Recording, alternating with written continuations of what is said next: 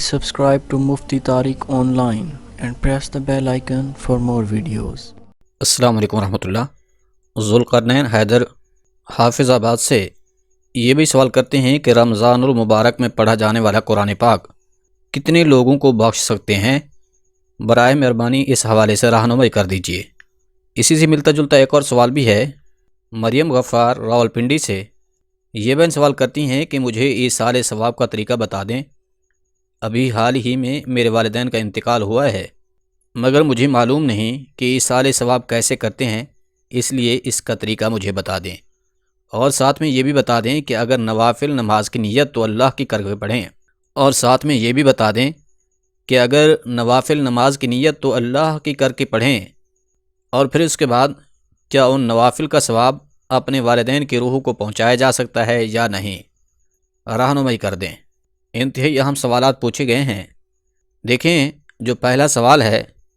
کہ رمضان المبارک میں پڑھا جانے والا قرآن پاک کتنے لوگوں کو بخش سکتے ہیں، اس حوالے سے یہ جان لیجئے کہ رمضان المبارک میں جو قرآن کریم ختم کیا جاتا ہے، یا پھر اسی طرح قرآن کریم کی جتنی تلاوت کی جاتی ہے، اب اس کا جو ثواب ہے، کتنے لوگوں کو آپ اپنے اس پڑھے ہوئے کا ثواب وہ آپ کتنے لوگوں کو ایصال کر سکتے ہیں کہ رمضان المبارک میں جتنا بھی آپ نے قرآن کریم پڑھا ہے، چاہے ایک قرآن کریم مکمل کیا ہے یا پھر چاند پارے تلاوت کیے ہیں، تو رمضان کے علاوہ بھی اور رمضان میں بھی جتنا قرآن کریم آپ نے پڑھا ہے، آپ چاہیں تو پوری امت مسلمہ کو اس کا ثواب پہنچا سکتے ہیں۔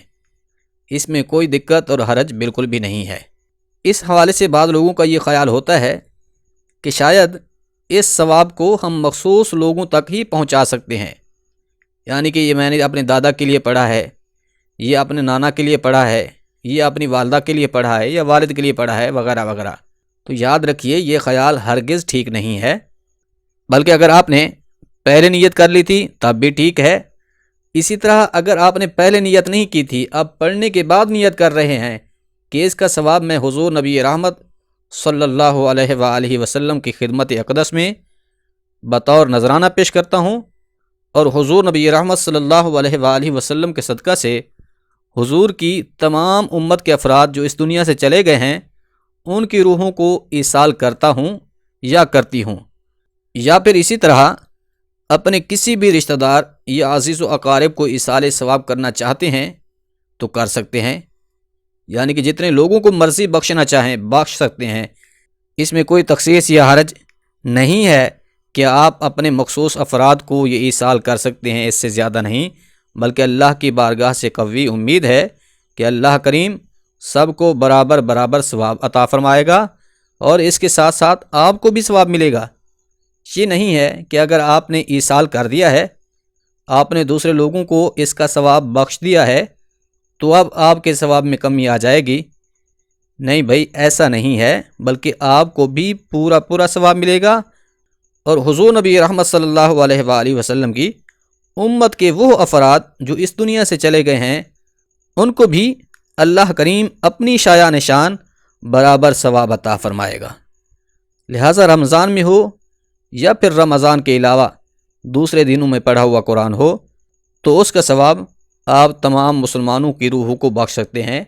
اس میں کوئی حرج یا تخصیص بالکل بھی نہیں ہے۔ اب جو دوسرا سوال تھا کہ ایصال ثواب کرنے کا آسان سا طریقہ کیا ہے، دیکھیں اس حوالے سے سمجھ لیں کہ ایصال ثواب کا مطلب کیا ہے۔ تو ایصال کہتے ہیں پہنچانے کو، اور ثواب کا مطلب ہے اجر، یعنی کہ آپ نے جو نیک عمل کیا ہے، قرآن کریم پڑھا ہے، ذکر اذکار کیے ہیں، حج کیا ہے، نفل نماز پڑھی ہے، تو اس کا ثواب آپ کو جب مل گیا، اب وہی ثواب آپ اپنے مرحومین کو ایصال کر سکتے ہیں، یعنی کہ پہنچا سکتے ہیں۔ مثال کے طور پر آپ نے قرآن کریم کی تلاوت کی ہے، اس کا ثواب آپ کو مل گیا۔ اسی طرح اگر آپ نے درود شریف پڑھا، اس کا ثواب بھی آپ کو مل گیا۔ کلمہ کا ورد کیا، ذکر اذکار کیے، یا پھر کسی مسکین کو کھانا کھلایا، کسی غریب کو کپڑے لے کر دیے، یا پھر کہیں پانی کی ٹینکی لگوا دی، یا کسی کے لیے راستہ بنوا دیا، یا کسی غریب کا علاج کروا دیا، یعنی کوئی بھی نیک عمل آپ نے کیا ہے تو اس کا ثواب آپ کو مل جائے گا۔ اب وہی ثواب آپ نیت کر لیں کہ اے اللہ جو کچھ میں نے کلام پاک پڑھا، درود شریف، کلمہ شریف، ذکر اذکار یا غرباء و مساکین کی امداد کی ہے، تو اس کا ثواب میں اپنے مرحوم والدین کو ایصال کرتا ہوں یا کرتی ہوں،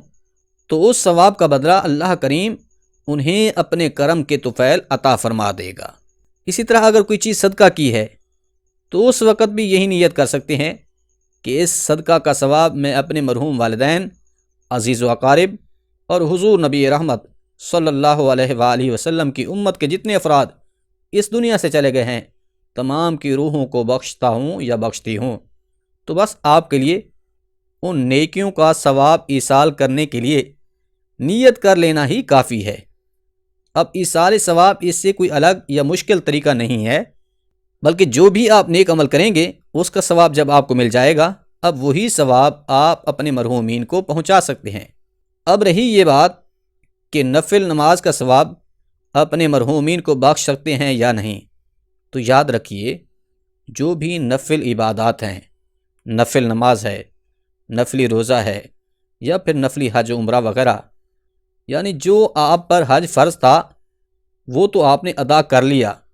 اب جو نفلی حج ہے یا کوئی بھی نفلی عبادت ہے